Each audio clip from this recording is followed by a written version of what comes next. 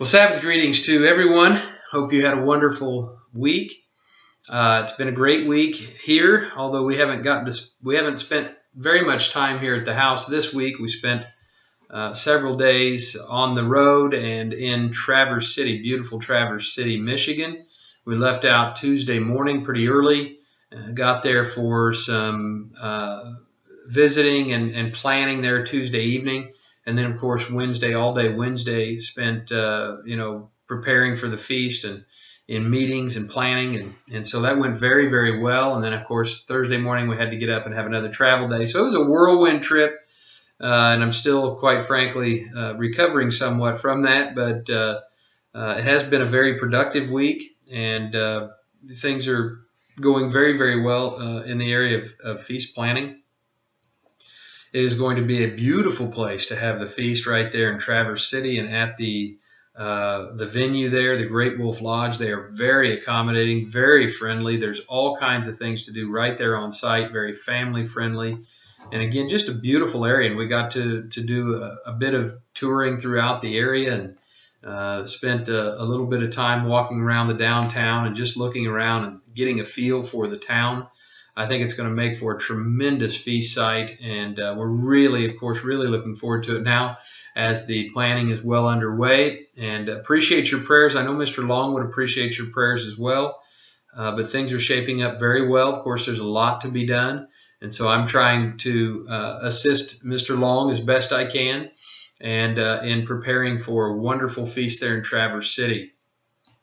I had a nice visit today with a member in the area, and lots of things came to mind in this visit. And one thing was Matthew 23.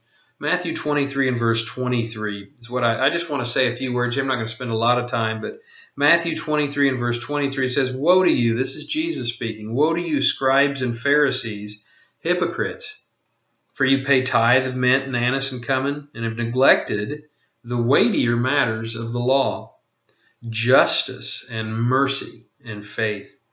These you ought to have done without leaving the others undone."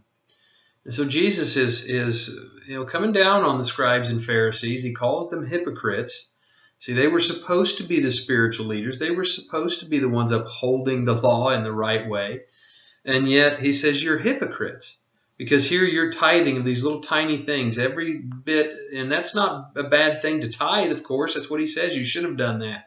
But you're neglecting the weightier matters of the law. And so I think it's very important and something we can learn from here from what Jesus says to the scribes and Pharisees. We have to make sure that we have a right motivation, a right approach, a right respect for one another, and a right approach to really all people, making sure that we have a focus on those weightier matters of the law. What does that mean? What does that mean to you if something is weightier? It has more weight than these other things. It means that it is, frankly, it's more important. There are more important things than getting caught up in all those little tiny things. And yes, they should have been doing that, but not at the same time overlooking these incredibly important spiritual concepts in carrying through the law of God and the truth of God. Justice is something he said they were missing. Now, justice, it has to do with judging with righteous judgment. Not just judging and condemning people, but looking at things with righteous judgment and being able to rightly divide the word of truth.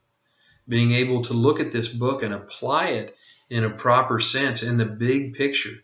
And that has to do with justice, being able to look at things with righteous judgment.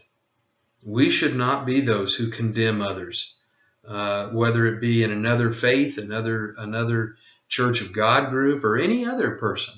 We don't have room to do that. And that's one thing that these scribes and Pharisees, that Jesus was not happy with them about, is they spent a lot of time harshly criticizing and judging other people, while at the same time they had all of these very major problems that they needed to be contending with and changing. And he also says mercy, and that has to do with compassion. If you look it up in the Strong's, mercy or compassion, not being quick to criticize others, but rather seeing the suffering of others, being able to see the suffering of others, and having a desire to end that suffering. That's the definition of compassion. It's right along the same lines as mercy. Applying mercy. God is a God of mercy. He is filled with love and mercy and compassion. And those are the things Jesus said, you guys should have been focused on that. And, while not leaving the other things undone, but yet you miss the forest for the trees, in essence, is what he's saying. And also faith. And the word there that is used is actually the word that refers to a whole system of belief. Your faith, your belief system, following the truth of God's word, doing God's word, being committed to his way of life. So justice, mercy, and faith. Those are the things that we need to be more focused on a daily basis, and certainly on the Sabbath, to be focused on those things and not let our minds get diverted or distracted away from those weightier matters of the law. Being able to have compassion on others, and judge with righteous judgment, and certainly be interested in fulfilling our calling, and being able to live this way of life, this whole belief system, living by this way of life. And of course, the scribes and Pharisees were falling very short of what Jesus had in mind. And so we can learn from that situation and focus on justice, mercy, and faith, on the weightier matters of the law. Well, I hope you all have a tremendous Sabbath wherever you plan to observe it, to keep it, to go to services. We are planning on being in the Wisconsin Dells for services. Looking very much forward to that. And I'm not exactly sure where we'll be next Sabbath. I may switch things up just a little bit. I haven't fully decided yet. But at any rate, we'll take it 1 week at a time here. We are planning on being in Wisconsin Dells. And I hope you have a tremendous Sabbath wherever you plan on being. I love you all. I hope you have a tremendous Sabbath, a wonderful upcoming week. And we'll see the rest of you in the weeks ahead. Take care and have a wonderful Sabbath.